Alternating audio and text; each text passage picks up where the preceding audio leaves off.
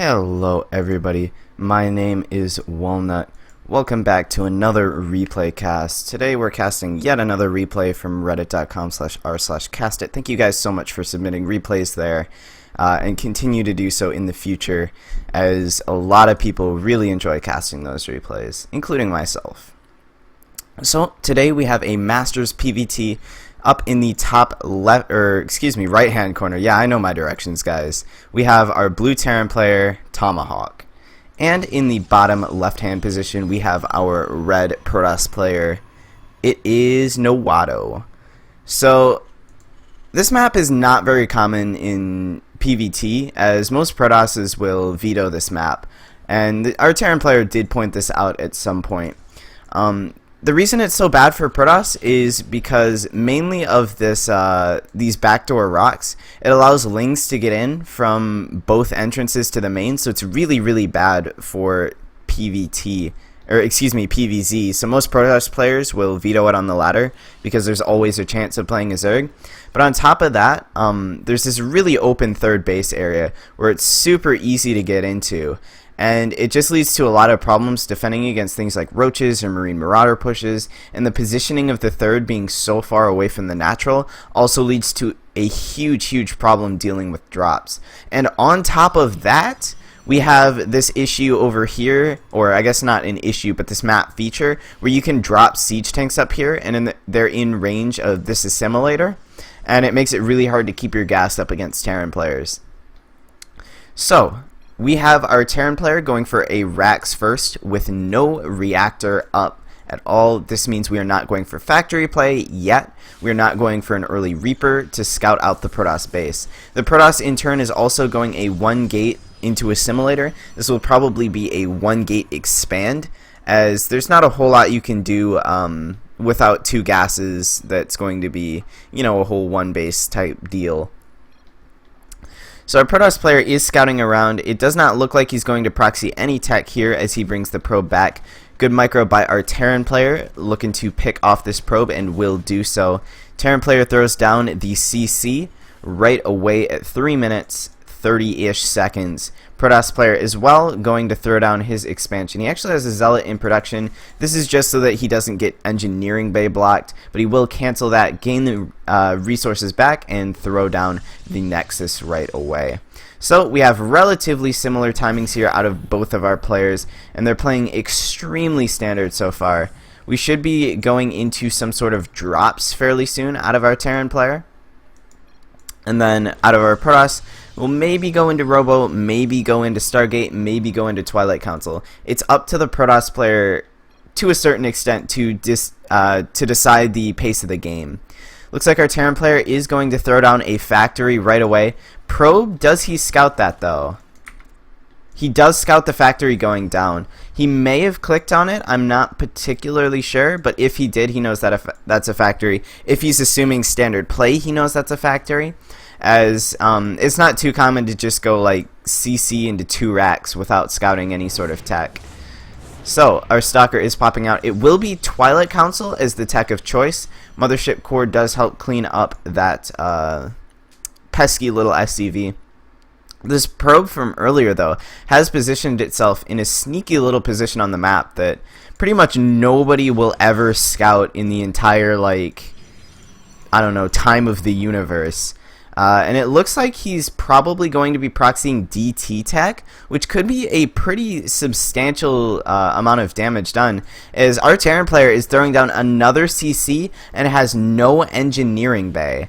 It's odd to see an aggressive CC thrown down this early out of a Terran player. Marines will be able to push back this Stalker, but it does get a little bit of damage off onto the orbital command. Not like that's a huge deal in the first place. Widow Mines are popping out right about now, so the Stalker will have even less incentive to stick around and dick around, if I do say so myself. Will be Dark Shrine, just as I said, being proxied over there, and a starport will be the follow-up from our Terran. So it looks like he's going to go into the standard Widow Mine drop, throwing down another barracks, still no engineering bay, and if he's on top of his macro, which every Masters player should be, he'll be not necessarily prepared for these DTs. He might not have a scan, he will not have missile turrets. Robo does go down for our Protoss player, as well as a proxy pylon near the third. He's looking to warp these DTs in very, very aggressively. Stalker moves out again, hoping to maybe scout the Terran player's move out, any sort of aggression, anything like that that would come out of the Terran player. DT Shrine just a couple of seconds from finishing, a couple more gateways being thrown down by our Protoss player. Warp Gate research will coincide with the finishing of the Dark Shrine, though it is actually relatively close.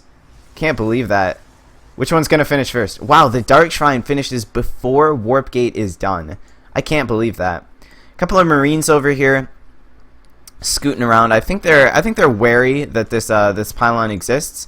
Luckily, there's another pylon over here, so it shouldn't be too big a deal even if this does get picked off. DTs will be coming in fairly soon. First one being warped in now. We have almost enough energy for a scan on one CC. Not even close to enough on another. This orbital is just finishing up. He will probably drop a mule right away with this one, but he could save it for the scan. The engineering bay does finish up and missile turrets have started, but the DTs are already out. DT scoots on in, starts to head towards the main base. Terran seems to be wary of this. He has a handful of scans saved up. Protoss player decides to go for a handful of Marines here instead of going for the workers, which I believe is a huge mistake. Another pylon being scouted out here by our Terran player, and he will be able to pick that off fairly soon. Protoss has a few more proxy pylons around the map, but it doesn't look like he's going to commit any more to DTs. And this is a smart move, considering there's already missile turrets that he's scouted. This one in particular, there's already a lot of units, scans being saved up. So it's not necessarily worth it for him to go for a ton more DTs. He will warp in a couple more, actually, just a little bit later than all the others. He will spot out this third base, maybe? No, he does not know that this third base exists. That's a huge, huge deal. He will pick off a handful of workers here, able to snipe quite a few SCVs, but not knowing that that third base is finished and has been mining for a while is an absolutely huge deal. He does spot it out now and will start picking off a couple more SCVs. Colossus are in production, so he is just buying time for his units to come out. Colossus so vital for Protoss units to maintain their relevance in the mid-late game. Protoss does throw down his third base, but he is severely behind. He has picked off 8 SCVs and not lost a whole lot of workers himself, though that may change pretty soon with this double Widow Mine drop moving in towards the natural. Medevac is about to move in, will be boosted in. Already a couple of units here. There is no observer with this army though, and there's also no cannons over here. So the Widow Mines will be able to get in, not exactly the most opportune of locations. We'll be able to pick off a Stalker and strip the shields off of a few more units. We'll burrow the Widow Mine, but it won't get a whole lot done because it is trapped in this location and not in range of the, I guess, mineral line? Yeah, that's like the word I'm looking for. Man, I haven't played this game for like, 4 years or anything. Another drop being loaded up, looking to head out. Our Observer will pop out now, and that Widow Mine will be cleaned up. Observer scouting out a slight move out of Marauders here, if the Protoss player is paying attention. Handful of bio units looking around. They're probably looking for the Dark Shrine, to be honest. This is something that Terran players will do in the mid game once they know that no more aggression will kill them, is they'll look for the proxy tech, because once they find it, then that means either the Protoss player does not have access to DTs anymore, or he'll have to spend another 150 on the DT tech, which is not something a Protoss player wants to do, considering how expensive that is. Terran player will find that pretty easily. Don't know why he goes for the pylon first, maybe looking for a supply block, but depowering the Dark Shrine doesn't actually do anything, because all you need is the tech structure itself to be able to warp in those sorts of units. Photon overcharge does go down to push this back. Medevac will just pick up and leave. Not a single unit from that drop being picked off. These bio units still just sitting around here. It looks like they have been picked up, and they will be moving towards the third base. Third base has been freshly, I guess, saturated? Yeah, oh my god. Words are really hard for me today, I promise. I'm not like actually an idiot. Lots of proxy pylons around the map, though. This Protoss player really knows what he's doing. Scouts for the drop. Will be able to find it. Focuses down the medevac. Will be able to pick it off. Does not lose, or loses one stalker. Loses a bit of hull damage on the Colossus, which is a little bit sad. But at the end of the day, it's really not that big of a deal. Another DT shrine going down, and that will allow him to go for more DTs. And this is actually kind of a meta play, because when you pick off the DT shrine, you don't generally expect that the Protoss player is going to build another DT shrine. You kind of think that, like, you know, that's going to be the end of the DT aggression. But really, this Protoss player is metagaming the hell out of this Terran player, and you know, multi-prong drops here, or excuse me, multi-prong harass here coming in from the Terran player. A drop over at the third base being semi-pushed back, but a drop here at the natural will be able to pick off a Colossus. Not a whole lot here to deal with this. Another Colossus going down. Huge damage here by our Terran player. Picking off the Colossus is an absolutely enormous deal, because every single Colossus you lose is another that you have to build. Terran player does go for the fourth base. He does have a far superior economy to our Protoss player, but I would say his spending skill is maybe a little bit less at this point. It is 160 supply to 130. Protoss player does have a warp prism looking to go over into the main base, scooting past the third base. Does not care one bit about that. Terran player is moving out onto the middle of the map, so we won't have a whole lot back at home to defend this. The upgrades are entirely even. Terran player does have a ton of Vikings, though, against only one Colossus. Make that two Colossus. Storm is not yet done. We need another maybe 40 seconds for Storm to be done, though there are a lot of High Templar, and they are very old High Templars, so they have quite a bit of energy. Terran player decides to pick up and move into the third base. At the same time, a ton of Zealots and DTs being warped in, able to pick off one of the Ghost Academies. A bunch of Marauders moving in, looking to pick off the third base. We'll get an Assimilator and a Pylon, but the Protoss player is looking to respond. Vikings pick off a single Colossus, pick off the next Colossus as well. Not a whole lot of Stalkers in this army to be able to pick off of all of these Vikings. Vikings will land and start picking off the High Templar, almost warping in a couple of Zealots here, but the Pylon will be picked off. Terran player decides to pick up and leave. Vikings, they only picked off a one High Templar, if I'm not mistaken. Both Ghost Academies have been picked off. Looks like the Zealots and the DTs are going for supply depots, all sorts of little stuff that will eventually add up. Two more Robos going down for our Protoss player. He's going very heavily into these Colossus and maybe some Immortals in the future. Fourth base is mining at huge efficiency here. Lots of units sitting over here outside the third base. Protoss player does need to catch up in the economy, though, at some point. It's 4 CCs against 3 Nexi, and eventually the Protoss player is going to get outmined. If we look at the units tab, oh god, the Protoss player is severely down on army. Only 3 High Templar and 1 Colossus against 19 Marines, 23 Marauders.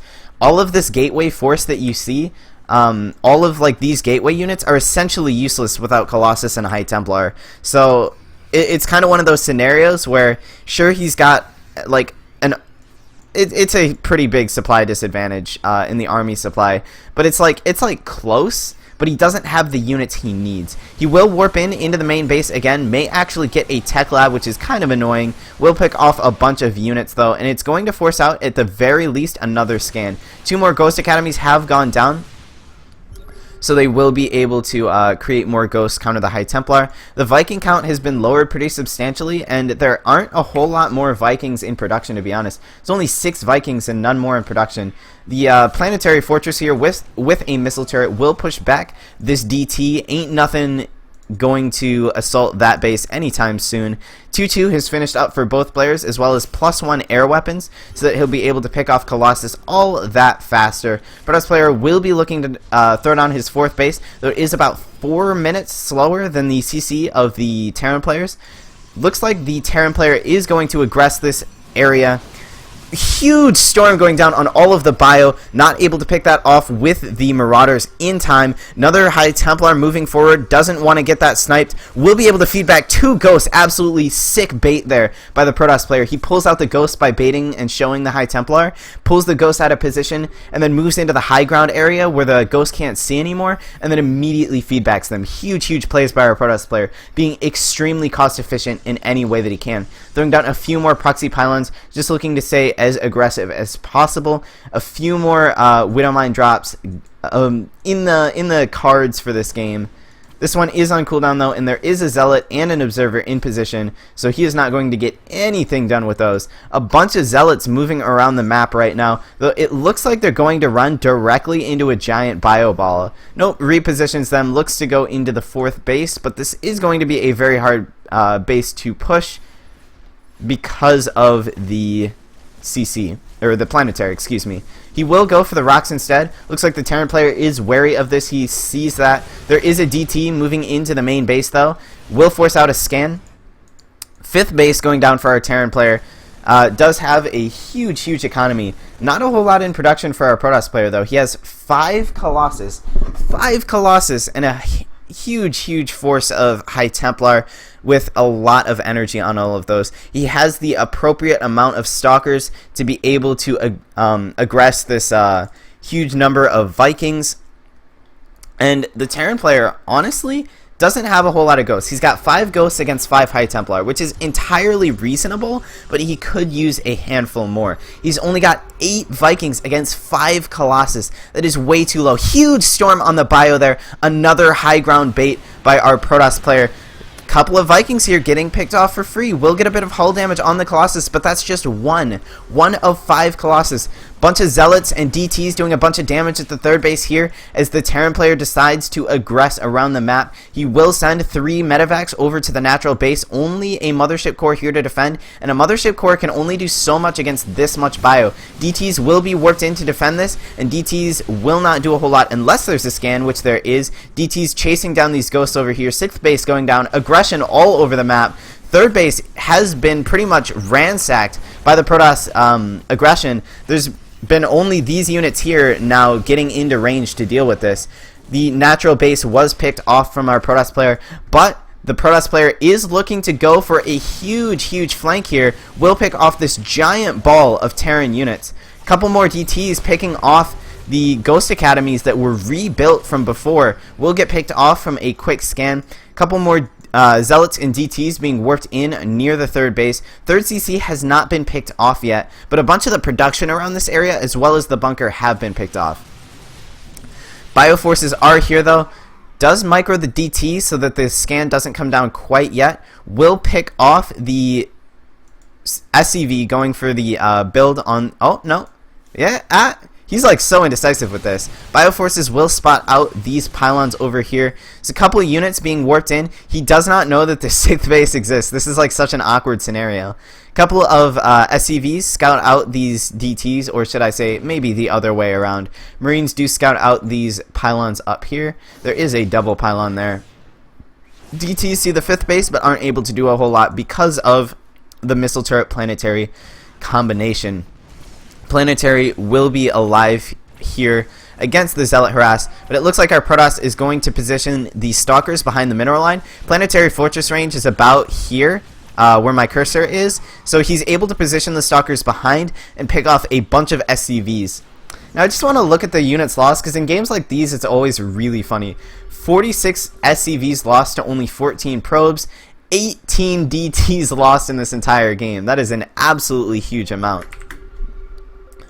Now, it looks like the Protoss player still has that huge Colossus count, still has very high energy, High Templar. I believe they have so much energy right now that even if they were to get EMP'd once, they would still have storms. Only a handful of Vikings here to deal with the Colossus. This is a style popularized by Maru, who goes a mainly bio ghost style and really skimps on the Viking counts. Is able to pick off the Mothership Core, which is huge. That limits the amount of recalls, the amount of photon overcharge, and the photon overcharge and recall are really important in this scenario where a huge bio ball is moving towards the natural again.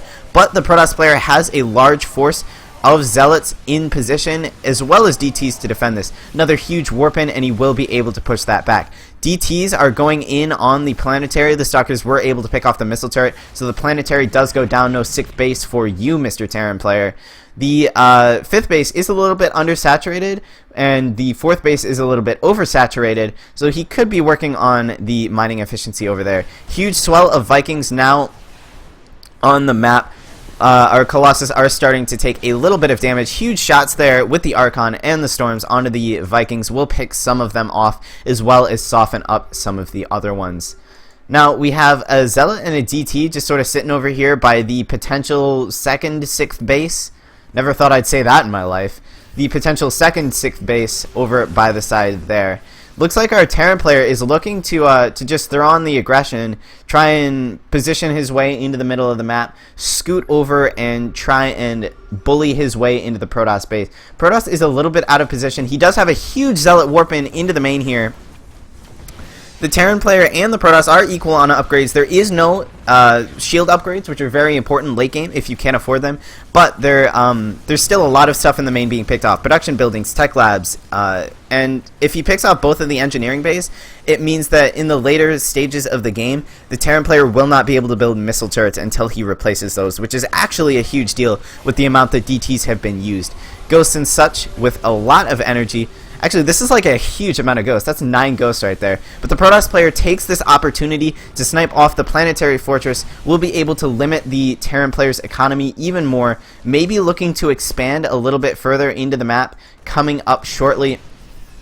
But both players have such a big bank that honestly it doesn't really matter all that much how many expansions get picked off in the short term. But if this game goes for maybe 15-20 minutes longer, then we will see that sort of thing come into effect. Now, Protoss player with great awareness here, able to blink back a couple of Stalkers, will warp in DTs and Zealots to try and harass up even more.